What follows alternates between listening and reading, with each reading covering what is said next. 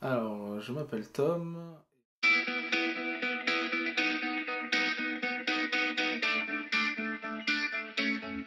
Et me décrire est un peu compliqué dans, dans l'immensité des choses que je peux faire, donc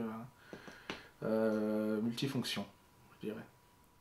J'ai une bonne réputation, contrairement à Brassens, qu'au village il a une mauvaise réputation.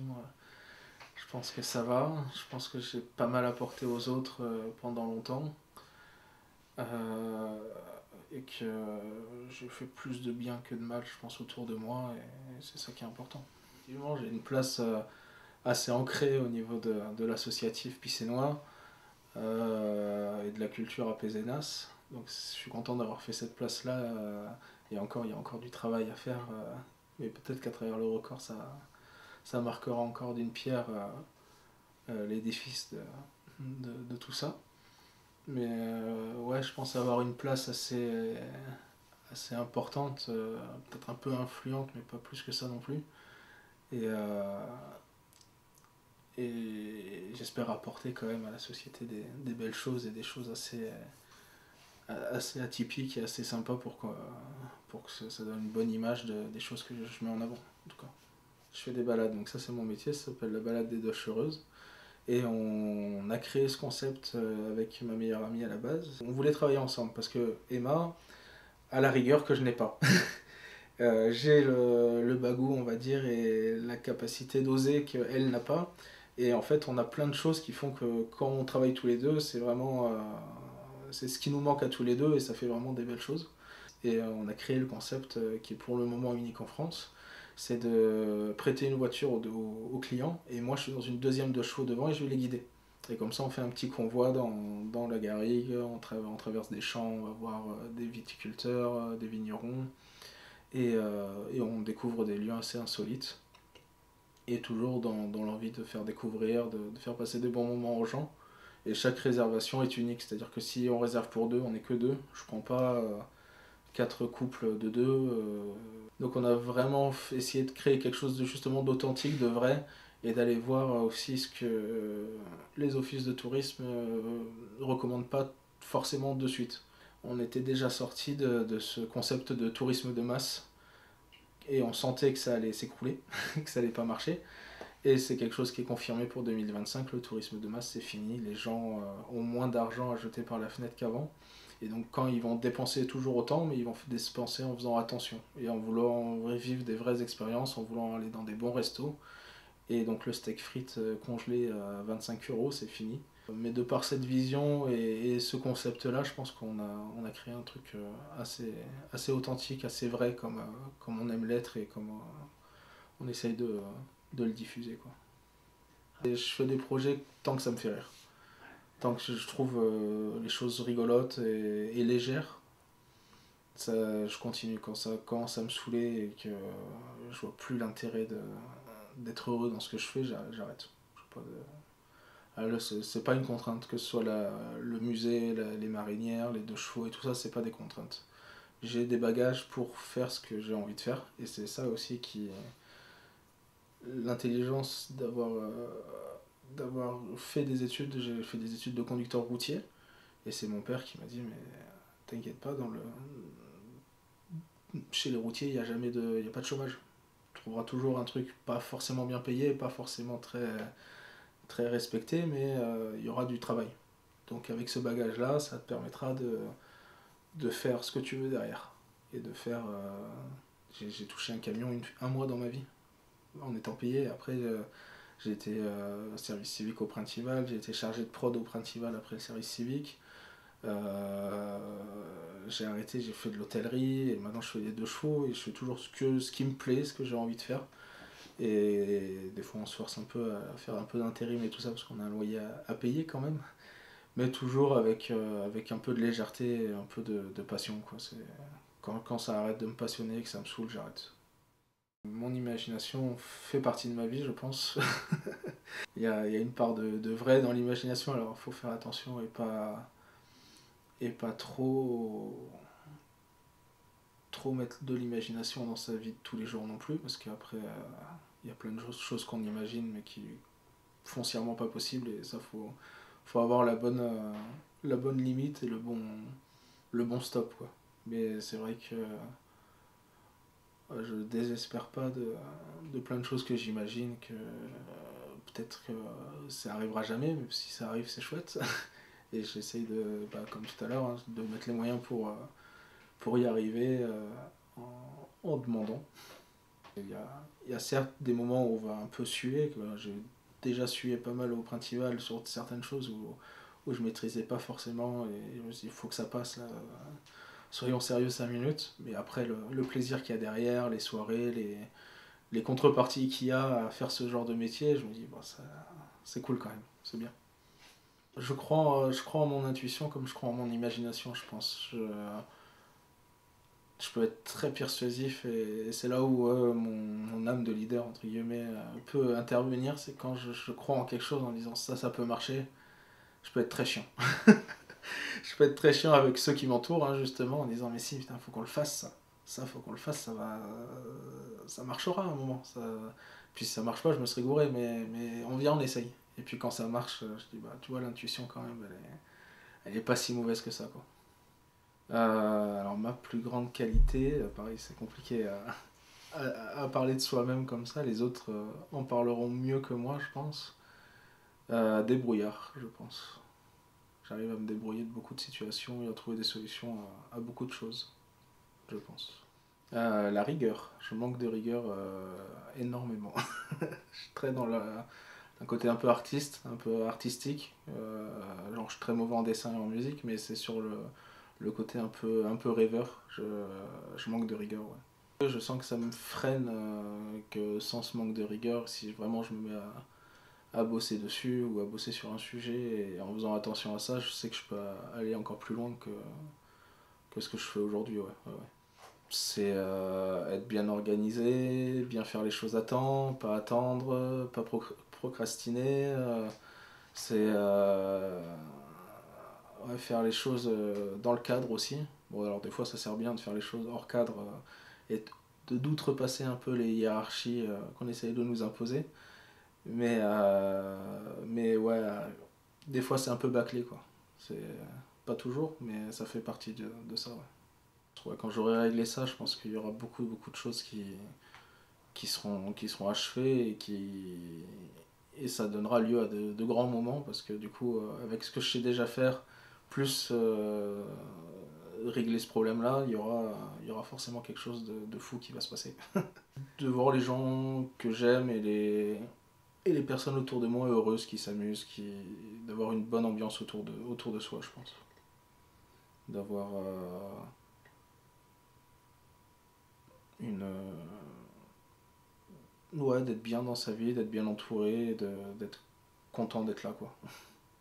L'injustice. J'aime pas quand il y a des choses qui m'énervent vraiment, c'est quand il y a une situation qui n'a pas lieu d'être, mais qui a lieu, et qu'il n'y a rien pour vraiment que ça se termine, quoi. Tu te dis, mais c'est tellement simple de terminer, il y a tellement des choses évidentes que les gens ne voient pas ou n'ont pas envie de voir, que la mauvaise foi, tout ça, ça peut m'énerver grandement, ouais. Je peux trouver ça vraiment pas bien. De décevoir pareil, les gens qui sont autour de moi, et de devoir de voir le dégoût, et vraiment la déception dans certains regards. Bah voilà, l'injustice, hein, grandement. Les gens qui abusent des autres aussi. Ça, c'est quelque chose que j'arrive pas à supporter aussi. Et les gens qui profitent d'un état ou de quelque chose, qui, qui voient la faille et qui s'engouffrent dedans pour faire encore plus de mal ou encore plus servir leurs intérêts. Je pense que ça peut me saouler fort, ouais. Ouais, ouais. Je suis en colère contre beaucoup de choses par rapport au décès de ma mère, contrairement au décès de mon père, où on a été tous unis tout le temps. Euh, Au décès de ma mère, j'ai vu les vrais visages de certaines personnes de ma famille, et j'en suis encore énervé aujourd'hui, et c'est quelque chose qui restera un peu de temps. Je suis énervé contre le corps médical aussi, qui je pense n'a pas tout fait parce que ma mère est décédée d'un cancer du poumon et elle était traitée du poumon depuis le mois de mai et ils ont découvert le cancer au stade 4 qu'au mois d'août. Donc je me dis en 4 stades, en regardant le même endroit pendant 3 mois, c'est que tu as voulu faire des économies quelque part parce qu'il n'y a pas de sous dans l'hôpital public et qu'en pas vouloir faire les examens qu'il faut dès le mois de mai, tu les découvres qu'en août et c'est trop tard. Donc c'est des souffrances qui font qu'on est énervé aujourd'hui. La fac de médecine la plus vieille du monde est à Montpellier, donc je me dis quand même, on est où quoi? Est-ce que vous avez tout fait? Est-ce que vous n'avez pas fait des économies sur le dos de ma mère, sur le dos des autres? Ouais, ça c'est une colère qui va rester un moment. Et plus ça va sortir les affaires, plus la colère va revenir. Donc c'est pas près de. C'est une brèche qui est pas prête de se refermer, quoi, c'est sûr. De pas avoir passé assez de temps avec mes parents, qui aujourd'hui sont plus là, ni l'un ni l'autre, et c'est vrai que j'aurais su, j'aurais fait autrement. Mais ça on peut pas tout prévoir, quoi. Bah, d'avoir cassé d'avoir que des relations humaines et d'arrêter un peu d'avoir des relations de force, disons. Le fait de plus avoir de hiérarchie de poste face à moi, je pense que ça c'est un gros point fort psychologique. Ça me permet d'avoir des portes ouvertes sur des partenariats ou des emplois ou des choses comme ça, ou sur des contrats. Et ça m'a ouvert beaucoup de choses. Et, euh, et après le fait on dit de moi, que je suis un peu leader, que j'amène les gens et que c'est vrai que il y a des fois où si je me retire des projets, il n'y a plus de projets, quoi.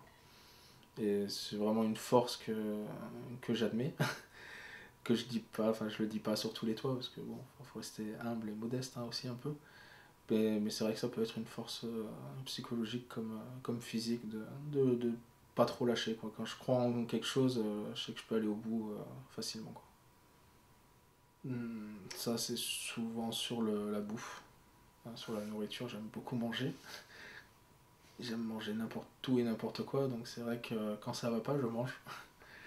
Et, les périodes où ça va pas, je mange beaucoup. Sauf que pour prendre, c'est facile, pour perdre, là, la galère, quoi. Donc l'autodestruction, elle passe par là, elle passe par le fait de prendre moins soin de moi comme je prends soin des autres. Et c'est de me laisser moi de côté, et cette part d'autodestruction qui est pas forcément voulue, elle est quand même là. Et il faut faire attention à ça. Et psychologique, ça va être. Il y a des fois où je vais pas comprendre pourquoi on me dit non. Donc ça fait très enfant gâté, machin, mais il y a des fois où on va me dire non, mais c'est pas possible. Dire, mais en fait, si. Un peu les bronzés fonds du ski, quoi. T'as une pâte à crêpe, t'as du sucre, tu peux me faire une crêpe au sucre. Donc arrête de me dire non. Ouais, il y a des fois où vraiment il va falloir m'expliquer longtemps, où il faut vraiment falloir que je me fasse une raison si on me dit non à quelque chose, à un projet, à un truc comme ça, en disant mais il y a tout qui est là. Il y a la place, il y a le lieu, il y a l'événement qui va avec, il y a tout. La communication c'est possible, machin et tout. Pourquoi tu veux pas? Parce que, d'accord, allez. Et c'est vrai que je peux être un peu susceptible aussi face à ça, face à des choses que je comprends. Quand je comprends pas pourquoi c'est pas possible, faut m'expliquer longtemps. Je travaille. Mais gratuitement. C'est beaucoup de bénévolat, quoi. C'est beaucoup de bénévolat, que ce soit pour le musée la musée Bobby Lapointe, que ce soit pour les copains quand il y a besoin d'un coup de main à droite, à gauche, que ce soit pour organiser des événements un peu rigolos ou caritatifs, toujours actif, toujours à faire quelque chose. Important. Les copains. Non, je pense que j'ai un grand amour pour la fête, pour construire des beaux moments, des beaux souvenirs avec les gens, que ce soit des copains ou pas. J'aime beaucoup les voitures anciennes aussi. Je trouve dans cette technologie-là qu'on avait à l'époque, c'est vraiment une époque où on a découvert des choses dans l'automobile qui aujourd'hui semble passer ou finis ou qui font partie de ce qu'on connaît aujourd'hui des véhicules. Mais je trouve qu'à l'époque, on a vraiment, au-delà d'un style, c'était un style de vie aussi. Ça montrait quelle société on a. On montre beaucoup la société qu'on a à travers les voitures. À l'époque, on était beaucoup de chevaux, 4L, Cox, mais avec des couleurs vives, parce que c'était les années 80, les années 70, tout ça. Aujourd'hui, on est beaucoup avec des voitures, c'est gris, noir, blanc, et ça montre vraiment l'aspect qu'on a de la société. Ça passe beaucoup par les voitures.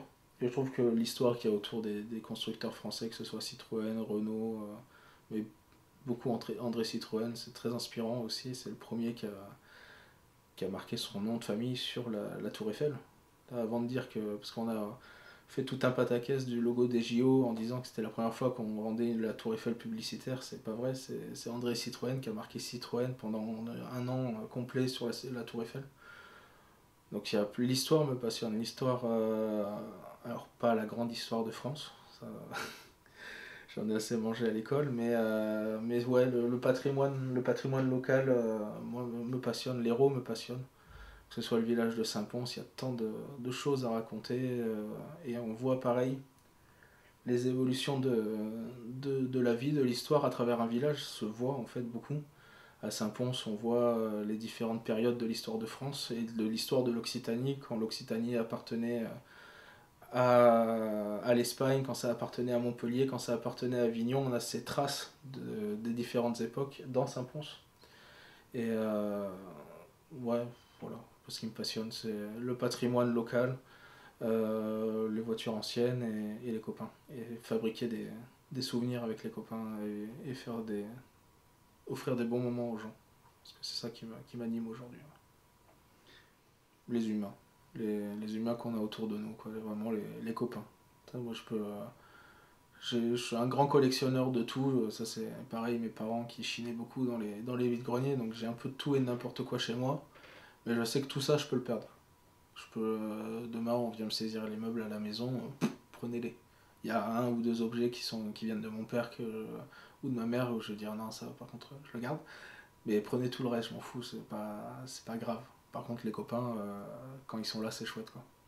Faut vraiment, quand on est bien entouré, il faut garder cet entourage sain, euh, et, et faire en sorte qu'il reste, quoi. Et ça, c'est le plus important, c'est d'être bien entouré, être entouré des gens qui vous aiment et qu'on aime, nous, surtout. Et après, le matériel, ça, c'est à part, ça, après. Ouais, la franchise. Le fait de pas être faux. Les gens vrais, moi je les apprécie vraiment parce qu'il y a vraiment une authenticité, une vraie authenticité chez ces gens. Et quand c'est des gens qui sont passionnés, des gens qui aiment ce qu'ils font et qui aiment t'en parler et tout ça, euh, bah c'est. Alors, comme je disais tout à l'heure, ça peut se voir que des fois c'est long, mais, euh, mais quand on a quelqu'un de vrai avec qui on échange sur tout et sur rien, on sait on se sait entre nous qu'on s'apprécie. Et je pense que c'est vraiment quelque chose que j'apprécie, ouais, c'est le côté authentique des gens qu'ils peuvent avoir. Ouais, l'hypocrisie, hein. C'est d'être avec des gens qui vont mal parler des gens qu'on vient de quitter ou des gens qui. Ouais, les hypocrites, vraiment, c'est les gens qui n'ont pas de courage à dire ce qu'ils pensent. Alors, il y a ne pas oser et pas le faire par intérêt. Ça, j'aime pas ça. Je pense que ça pourrait m'énerver aussi. Ouais.